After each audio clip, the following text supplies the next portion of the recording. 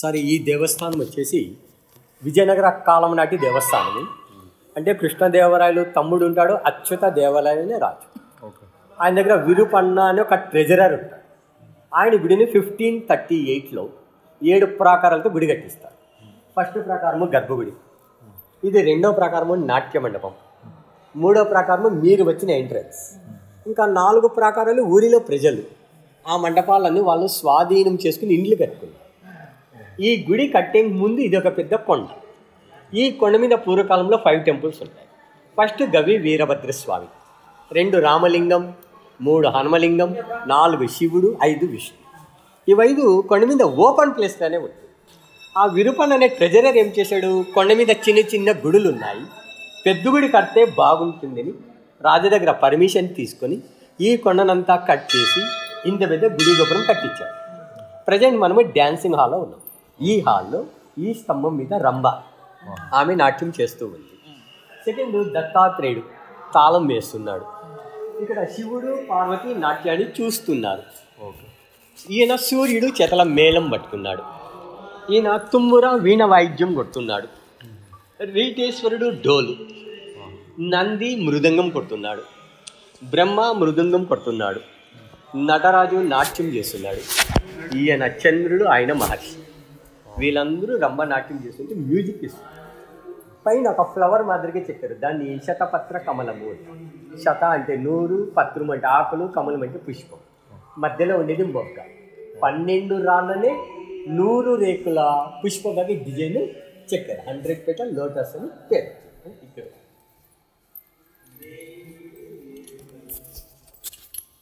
ఈయన పేరు భృంగీశ్వరుడు. నంది భృంగి కైలాసంలో ఉంటుంది. ఈయనకు 3 కాళ్ళు, 1, 2, 3. శివుని వరం వల్ల ఇంకొక కాళ్ళు ఎక్స్ట్రా వచ్చింది. ఈయనకి 24 గంటలు నాట్యం చేసే పని. ఈయన 2 కాళ్ళతో నాట్యం చేస్తుంటాడు. ఒక కాలుకి దెబ్బ తగిలితే ఒంటి కాళ్ళ మీద నాట్యం చేయలేవు అని శివుని వరం వల్ల 1 కాళ్ళు ఎక్స్ట్రా వచ్చింది. ఈయనకి 24 గంటలు నాట్యం చేసే పని. ఈయన రంభ, ఊర్వశి, మేనక, తిలోత్తమ, అప్సరసలు ఉన్నారు కదా, వాళ్ళందరికీ నాట్యం నేర్పించిన గురువు అన్నమాట, కొరియోగ్రాఫర్. రంభకు నాట్యం ఎలా చేయాలని నీకు నిలబడి ఆమెకి డైరెక్షన్ ఇస్తున్నాడు. అట్లా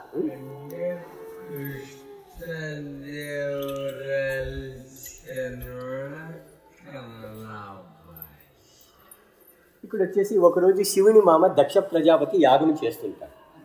శివుని మొదటి భార్య సతీదేవి. ఆమె ఆహ్వానము లేకుండా యాగానికి పోతుంది. అక్కడ ఆమెకు అవమానం జరిగినాక అగ్నిగుండంలోకి దుంకి చనిపోయింది. భార్య చనిపోయింది అనే కోపంలో శివుడు తాండవం చేస్తూ చేస్తూ తన జడని నేలికి కొడతాడు. ఆ వెంట్రుకల నుంచి వీరభద్ర స్వామికి దక్ష ప్రజాపతి తల నరికేస్తాడు. మెయిన్ గుడి వీరభద్ర స్వామి. చనిపోయిన అమ్మవారు 2వ జన్మలో పార్వతిగా ఆమెను పరీక్ష చేయాలి అని శివుడు భిక్షగాడు వేసుకొని వస్తాడు.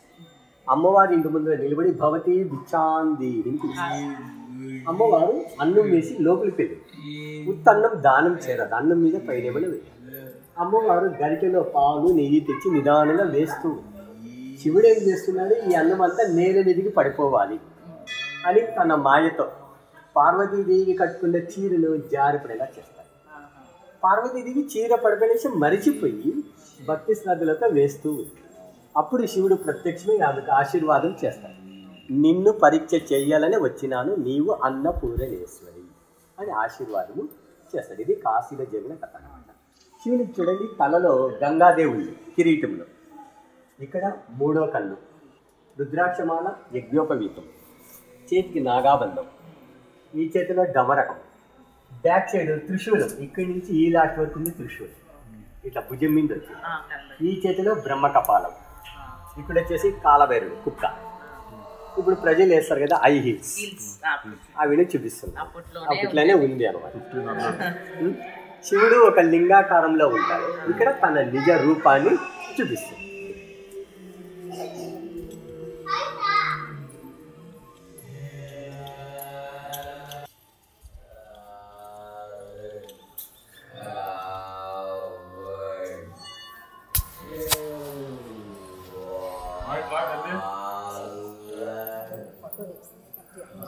మ్యారేజ్ 7 days చేసేవాళ్ళు.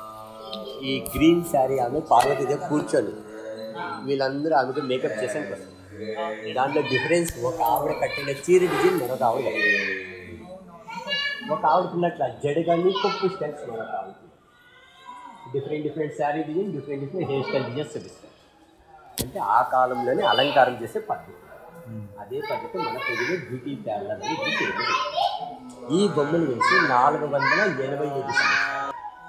పూర్వకాలంలో పెయింటింగ్ లేవు, ఆకులు, వనమూలికలు, వెజిటబుల్ ఫ్రూట్స్, ఫ్లవర్స్ చేస్తారు.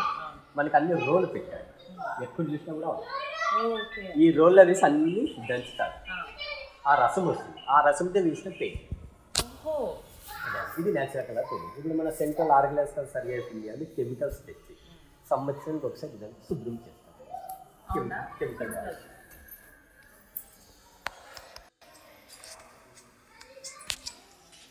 మంత్రి సెకండ్ ఆయన తమ్ముడు వీరన్న, వీరపన్న కుమారుడు, పక్కన తమ్ముని కుమారుడు, మధ్యలో వాళ్ళు బొమ్మలు చెక్కిన వాళ్ళు జక్కన్న, హంపన్న, ఆయన శిష్యులు వాళ్ళు.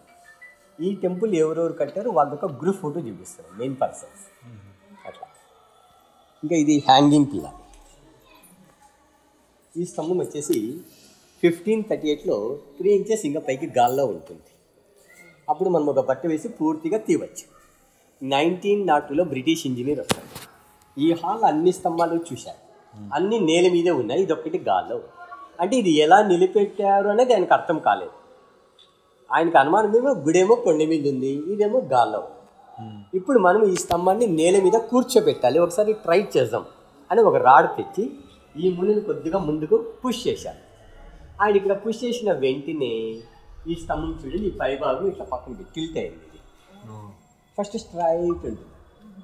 ఆయనకు అనుమానం వచ్చింది, నేను ఇక్కడ పుష్ చేస్తే అది ఎందుకు సైడ్కి జరిగిందని మా సెకండ్ కర్నర్ ఇక్కడ పుష్ చేసి, అప్పుడు ఈ స్తంభం ఇలా వాలింది, కొద్దిగా బెండే.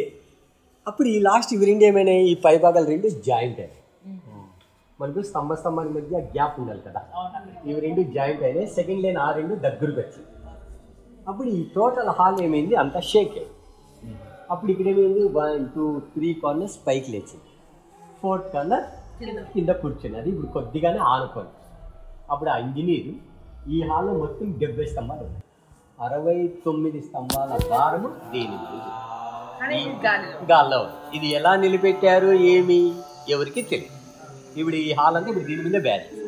ఇప్పుడు మనం ఈ స్తంభాన్ని బలవంతంగా ముందుకు తోసాము అంటే ఈ హాలు పడేది కాక మన ప్రాణాలు పోతుందని భయపడి వదిలేశారు. ఇది వాళ్ళొక్క గొప్పతనం. ఇప్పుడు కిందంతా స్పేస్, మనం ఒక బట్ట వేసి క్లాస్గా తిరిగి ఆ 4th కార్నర్లో బట్ట అనేది రాదు, అది ఆశించారు.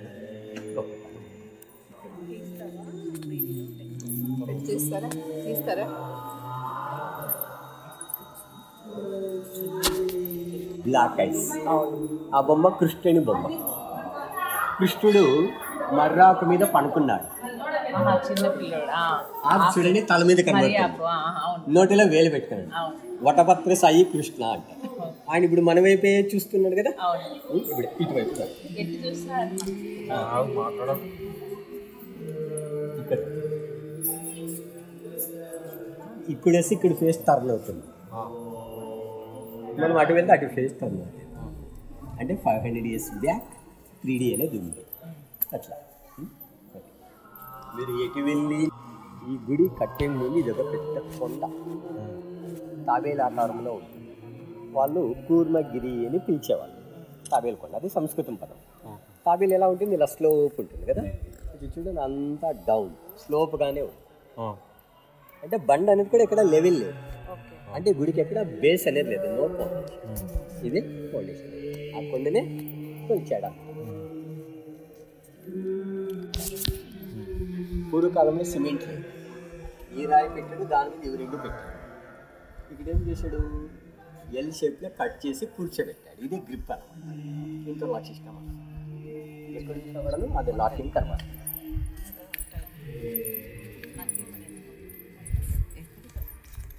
ఎదురుగా రూమ్ కనబడుతుంది, అది వచ్చేసి జక్కన్న, హంపన్న అని 2 బొమ్మలు చెక్కేవాళ్ళు ఉన్నారు కదా, వాళ్ళది వంటగది.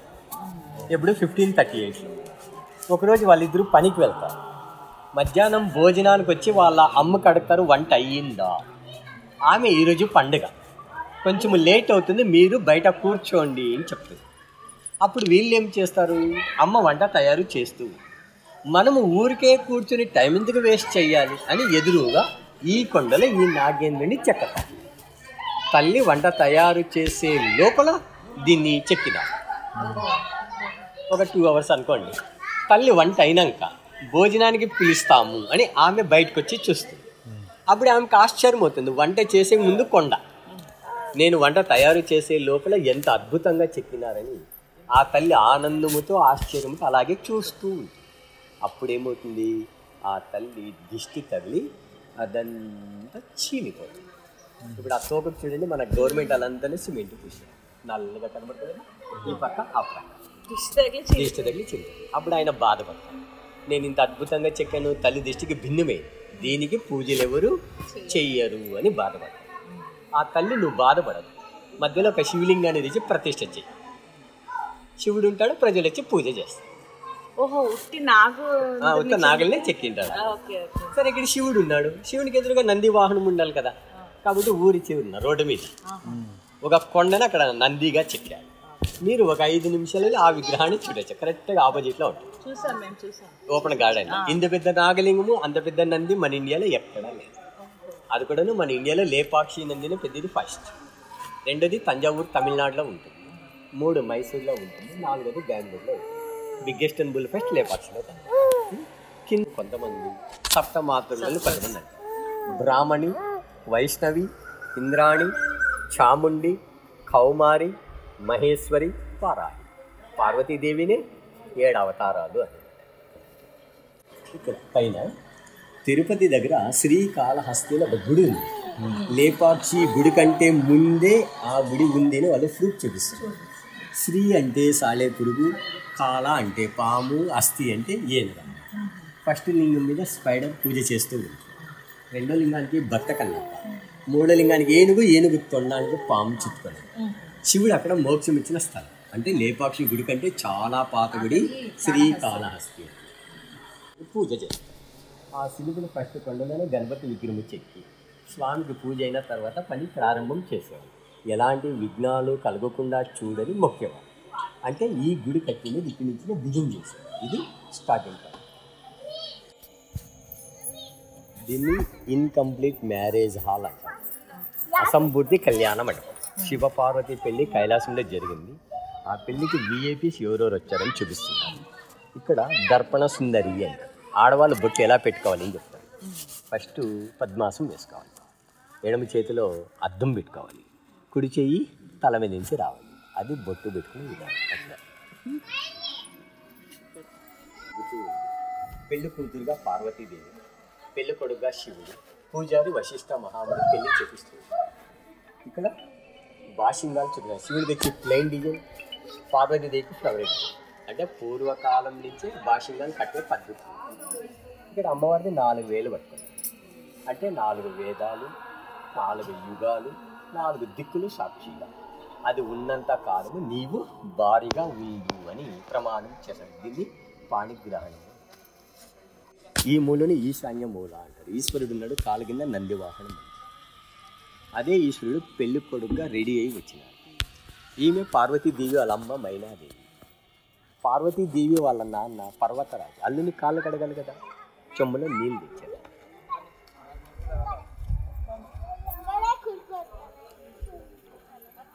ఇది మనకు ఈస్ట్ డైరెక్షన్.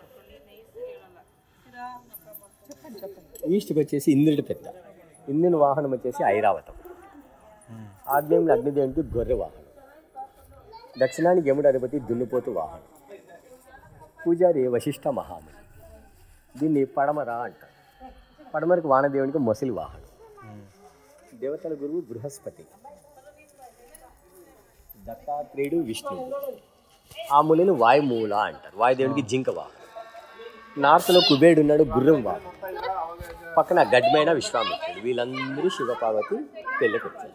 మనం ఇప్పుడు దీన్ని చూసుకొని వాస్తు ప్రకారంగా ఇల్లు కడుతూ పైకప్పు వేయాలి. అప్పుడు పర్మిషన్ ఇచ్చిన రాజు అచ్యుత దేవరాయలు చనిపోతాడు. ఆ స్థానంలోకి ఆయన అల్లుడు వస్తాడు, అలయ రామరాయలు అని కొత్త రాజు. ఆయనకు పరిపాలన మీద శ్రద్ధ ఉంది. ఈ గుడి కట్టిస్తున్నాడు కదా వీరుపన్న, ఆయనకు ఆ రాజ్యంలో శత్రువులు ఉంటారు. వాళ్ళు రాజు దగ్గరికి పోయి వీరుపన్న గుడి గోపురం కట్టలేదు, ఖజానాలో ఉన్న డబ్బులంతా అనవసరంగా ఖర్చు పెట్టేశాడని చాడీలు చెప్తారు. ఆ రాజు కోపం వస్తుంది. ఆయన ఏం చేస్తాడు, ఆ విరూపన్న మంత్రి కళ్ళు పెరికేయండి అని శిక్షామణి చేస్తాడు. ఆ విరూపన్న ఇక్కడ పని చేపిస్తుంటే సైనికులు వస్తారు. రాజుగారు చెప్పారు, నీ కళ్ళు పెరికేయాలి, నీవు రాజభవనానికి రావాలి అని చెప్తారు. ఆ విరూపన్న నేను ఏ తప్పు చేయలేదు, నేను రాను, మీకేం కావాలి, నా కళ్ళు కావాలి, నేనే మా ఇంటి దేవుడైన వీరభద్రస్వామికి నా 2 కళ్ళు అంకితం చేస్తా అని తన కళ్ళని ఆయనే స్వయంగా పేర్కొని ఇక్కడ ఎదురుగా గోడ మీద విసిరాడు. ఈ నీళ్ళుగా రక్తపు చారులు కారుతున్నాయి కదా, అదా ఆ విరూపని ఎప్పుడైతే ఆ 2 కళ్ళు పెరిగి తన కులదేవానికి సమర్పిస్తాడో అప్పుడు విరూపన చనిపోతాడు. అప్పుడు ఇదేమైంది, ఆగిపోయింది. తర్వాత ఈ గుడి గురించి ఎవరు శ్రద్ధ చూపలేదు కాబట్టి దీనికి అసంపూర్తి కళ్యాణ మండపం అని పేరు వచ్చింది. 1902లో బ్రిటిష్ ఇంజనీర్ వచ్చారు కదా, ఆయన అది నిజమైన రక్తమేనా, ప్రజలు ఎవరైనా పెయింట్ పూసినారా అని అప్పట్లో కెమికల్ యాసిడ్ తీసి దాన్ని అంతా టెస్ట్ చేస్తాడు.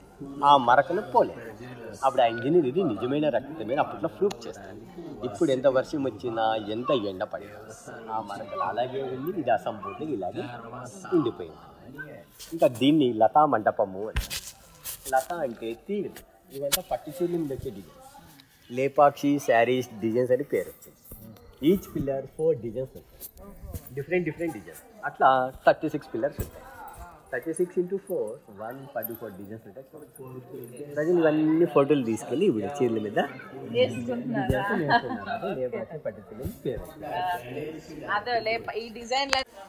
శరీరం ఒకటే, 3 తలలు 1 2 3. ఇవి 2 క్లోజ్ చేస్తే ఇది చూస్తూ ఉంది, ఇవి 2 క్లోజ్ చేస్తే గడ్డి మేస్తూ ఉంది, ఇవి 2 క్లోజ్ చేస్తే ఇక్కడ దూడ పాలు తాగుతూ ఉంటే దాన్ని చూస్తూ ఉంది. 1 బాడీ కూడా ఇంకా జాతరలో అందరూ ఇది చేస్తారు. లోపలంతా చీట్ అయిపోతుంది. మళ్ళీ పెళ్ళికి ఇలా పెద్ద ఇది ఎంట్రన్స్ అనమాట. పెళ్ళికి వస్తారు కదా, లోపలికి అందరికీ స్వాగతం పలుకుతారు. నేను నిలిచాను. తల మీద కిరీటం ఉన్నవన్నీ రాజు ఋషి, కిరీటం లేనివన్నీ బ్రహ్మ ఋషి అంటారు. రాజ ఋషులు బ్రహ్మ ఋషులు వీళ్ళందరూ మంత్రాలు చెప్తూ స్వాగతం పలుకుతున్నారు. అంటే కైలాసంలో జరిగిన కథను ఇక్కడ చూపిస్తున్నారు.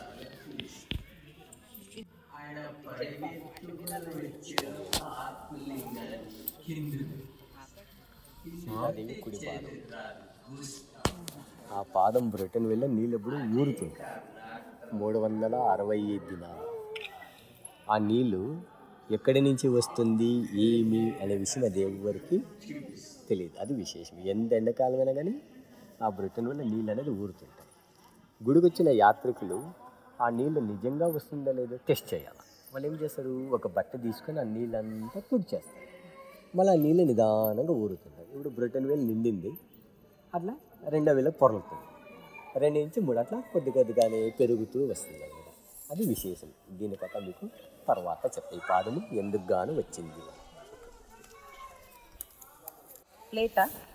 బొమ్మలు చెక్కారు కదా శిల్పులు, వాళ్ళు భోజనాలు చేసే ప్లేట్స్ అవి.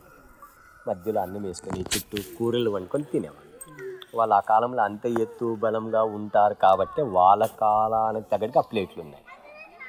మన కాలానికి తగ్గట్టుగా బాంబే ప్లేట్స్ అని ఇప్పుడు స్టీల్ వచ్చాయి. మనకు హోటల్ ఇస్తాడు కదా, ఇదేమాట ఆయన ఆ రాతి మీద మధ్యలో అన్నం వేసుకుంటాడు, చుట్టూ కూరలు వండుకొని తినేవాళ్ళు. ఇక్కడ కింద కూర్చుంటాడు, అదే రాతి మీద అన్నం వేసుకుని తింటాడు. ఆ రాతి మీద తినేదాని నుంచి వాళ్ళకి బలం. ఎందుకు, స్టోన్స్లో అంతా మినరల్స్ ఉంటాయి. ఇదంతా న్యాచురల్ ఫుడ్. ఒక మనిషికి ఒక ప్లేట్ చూపిస్తుంది. ఇదంతా ధర్మశాల. పూర్వకాలంలో ప్రజలు వస్తారు కదా, వాళ్ళందరూ పనుకోవడానికి వసతి గృహాల వ్యవసాయం చుట్టూరా కట్టారు. ధర్మశాల అని అంటారు.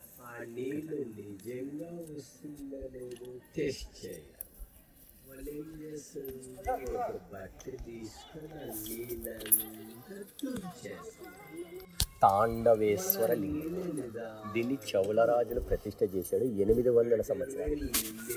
ఈ గుడి బిల్డింగ్ వచ్చి 485 years. దానికంటే ముందే ఇది కొండమింది ఇలాగే ఓపెన్ ప్లేస్ అని ఉంటుంది. 1530లో మనకి బిల్డింగ్ అనేది ఏర్పాటు రెడీ అవుతుంది. ఆ ఫస్ట్ రూమ్ వచ్చేసి యాగశాల. మహాశివరాత్రి ఫెస్టివల్ వస్తుంది, ఆ 5 days అక్కడ హోమాలు చేస్తారు. 2వ రూమ్ని పంచాంగ శ్రవణము అంటాడు. అంటే ఉగాది నాడు కొత్త పంచాంగం చదివేదంగా వేసుకుని దాన్ని కట్టారు.